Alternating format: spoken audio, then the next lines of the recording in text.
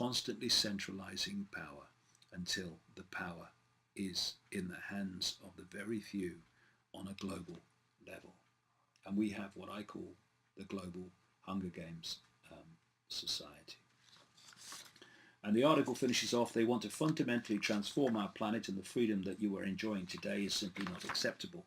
Freedom is being deleted by the day as well.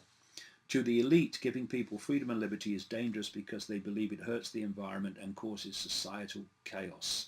No, it's dangerous because they want complete control of the human race.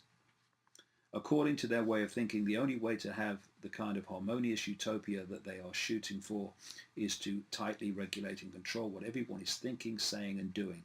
Their solutions always involve more central planning and more control in their own hands. But it's not because they want a harmonious utopia, because they want a global fascist dictatorship. So just finish off to give you an idea of all the nonsense that's being spoken in terms of migration and wars in the Middle East. Here's a headline from this week on the RT website. Former CIA director Petraeus wants to use Al-Qaeda to fight ISIS. Oh dear.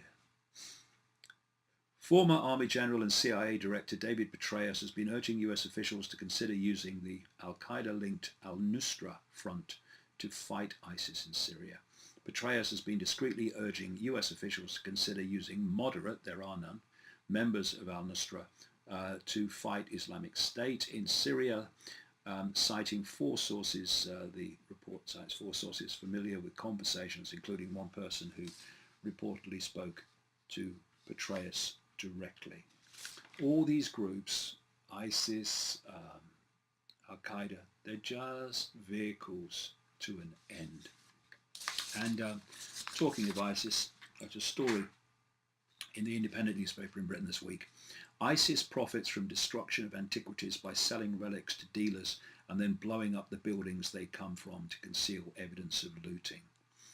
And it quotes a Lebanese-French archaeologist saying that in her experience, this is what is happening.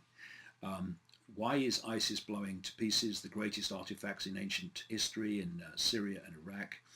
First, ISIS sells statues, stone faces and frescoes that international dealers demand. It takes the money, hands over the relics and blows up the temples and buildings they come from to conceal the evidence that that the looting has taken place. And why? What's the official reason that ISIS is blowing up these antiquities?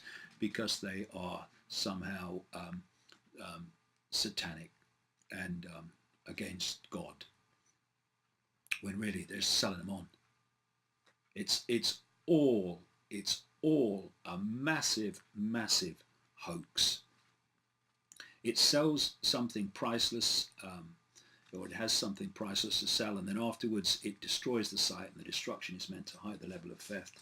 It destroys the evidence, so no one knows what is taken beforehand nor what was destroyed. Do you remember what happened in Iraq when they went in to Iraq and all the museums were looted while American troops looked on? Just an ongoing story. And this other one is 9 of Syria and Iraq's 10 World Heritage Sites are in danger as ISIS ravages centuries of history. So we've come a long way in this video cast from migrants going into Europe and the tragic picture of a little boy on a beach. But it's all connected. They're all elements in the same story. And only by seeing the picture, by connecting the dots, can we see what's really going on. And if we see every dot in isolation, they'll play us like a stringed instrument. See you next week. Bye.